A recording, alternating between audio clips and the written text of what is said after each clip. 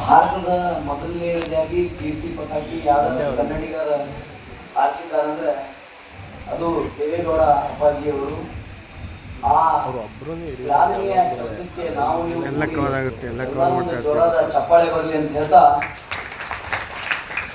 ಸಾಧನೆಗೆ ವಯಸ್ಸುಗಳ ಅಡ್ಡಿ ಬರುವುದಿಲ್ಲ ಅನ್ನಕ ಜೀವಂತ ಶಕ್ತಿಗಳ ಉದಾಹರಣೆ ಮೋದಿಜಿಯವರು ಮತ್ತು ಹಾಗೂ ಅಪ್ಪಾಜಿಯವರು. ಅವ್ರ ಬಗ್ಗೆ ಹೇಳಷ್ಟು ದೊಡ್ಡವ ನಾನಲ್ಲ. ಅವರು ಮಾಡಿದಂಥ ನೀರಾವರಿ ಯೋಜನೆಗಳು ಹಲವಾರು, ನೀವು ಅಂತೀರಿ ಬೆಂಗಳೂರದಾಗ ಈ ಭಾಗದಾಗ ಅಷ್ಟ ಅಪ್ಪಾಜಿಯವ್ರ ಅಭಿಮಾನಿ ಇದಾರ ಅಂತೇಳಿ, ಸತ್ಯವಾಗ್ಲೂ ಸುಳ್ಳು ಮಾತದ. ನಮ್ಮ ಉತ್ತರ ಕರ್ನಾಟಕದಲ್ಲಿ ಬಹಳಷ್ಟು ಮಂದಿ ಅಪ್ಪಾಜಿ ಅಭಿಮಾನಿಗಳದಾರ. ಇದನ್ನ ನೀವು ನಂಬ್ರಿ ಬಿಡ್ರಿ. ಇದನ್ನ ಯಾಕೆ ಹೇಳಾಕತ್ತೀನಿ ಅಂದ್ರೆ, ಅವ್ರ ಯೋಜನೆ, ನೀರಾವರಿಗಳ ಯೋಜನೆ ತಂದಂತ ಯೋಜನೆಗಳು ಈಗ ಮತ್ತೆ ಯಾರ್ಯಾರು ಹೊಸದಾಗಿ ಆಗ್ಯಾರ ಅವ್ರು ಆ ಮಟ್ಟಕ್ಕೆ ತರಕ್ ಆಗಿಲ್ಲ ಅನ್ನುವಂತ ಮಾತಾಡ್ತೀನಿ. ಇನ್ನೊಂದು ಈಗೇನು ಮೋದಿಜಿ ಅವ್ರ ಬಗ್ಗೆ ಮಾತಾಡಂತಂದ್ರಿ, ಸತ್ಯವಾಗ್ಲೂ ಭಾರತ ಅಂತಂದ್ರೆ ಹಾವಾಡಿಗ ದೇಶ ಅಂತಿದ್ರು.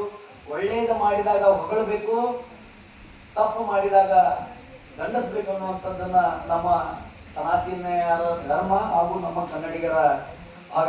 ಏನಂದ್ರೆ ತಪ್ಪು ಮಾಡಿದಾಗ ತಪ್ಪಾಗಿದೆ ಅನ್ನುವಂಥ ಮಾತು ಹೇಳಬೇಕು, ಒಳ್ಳೇದಾದಾಗ ಕೂಡ ಒಳ್ಳೇದಿರಬೇಕು. ಇಡೀ ವಿಶ್ವವೇ ಎರಡನೆಯ ಬಸವಣ್ಣ ಅಂತ ಹೇಳಿ ಕರೆದಿದ್ದಾರೆ. ಅವ್ರು ನಾವೇನು ಹೇಳಿಕ್ ಸಾಧ್ಯ ಐತ್ರಿ?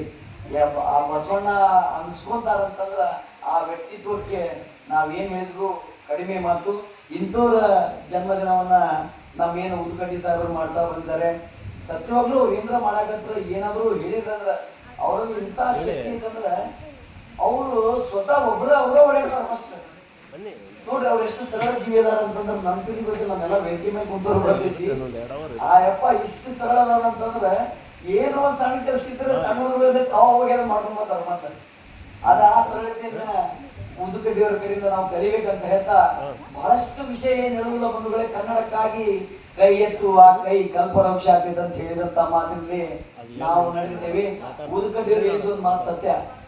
ಏನು ಕನ್ನಡದ ಮಹಾನಗರದ ಪಾಲಿಕೆಯನ್ನ ಏನು ಪುಣ್ಯಾತ್ಮ ಮೋರೆ ಬೆಳಗಾವಿಯನ್ನು ಒಯ್ದು ಮಹಾರಾಷ್ಟ್ರಕ್ಕೆ ಸೇರಿಸ್ಬೇಕಂದಾಗ ಅವನ ಮಗಕ್ಕೆ ಮಸಿ ಹಚ್ಚಿ, ಇದು ಕನ್ನಡಿಗರ ಆಸ್ತಿ, ಇದು ಮಹಾನಗರ ಪಾಲಿಕೆ ನಮ್ಮ ಕನ್ನಡದ ಬೆಳಗಾವಿ ಅಂತ ತೋರಿಸಿಕೊಟ್ಟಂತ ಹೋರಾಟಗಾರರಲ್ಲಿ ಕೂಡ ನಾವು ಕೂಡ ಇದೀವಿ ಅನ್ನುವಂಥದ್ದು ಒಂದು ದೊಡ್ಡ ಹೆಮ್ಮೆ ಅಂತ ಹೇಳ್ತಾ, ಬಾರಿಸು ಕನ್ನಡ ಡಿಂಡಿಮ, ಓ ಕರ್ನಾಟಕ ಹೃದಯ ಶಿವ, ತನು ಕನ್ನಡವಾಗಲಿ, ಮನ ಕನ್ನಡವಾಗಲಿ, ಜಗವೆಲ್ಲ ಕನ್ನಡಮಯವಾಗಲಿ ಅಂತ ಹೇಳ್ತಾ, ದಯವಿಟ್ಟು ಬಂಧುಗಳೇ ನಮ್ಮ ಮಕ್ಕಳಿಗೆ ನಾವು ಪಿಜ್ಜಾ, ಬರ್ಗರ್, ಅದು ಇದು ಸುಡುಗಾಡು ಎಲ್ಲ ತಿನ್ನಿಸ್ತಾ ಇದ್ದೀವಿ.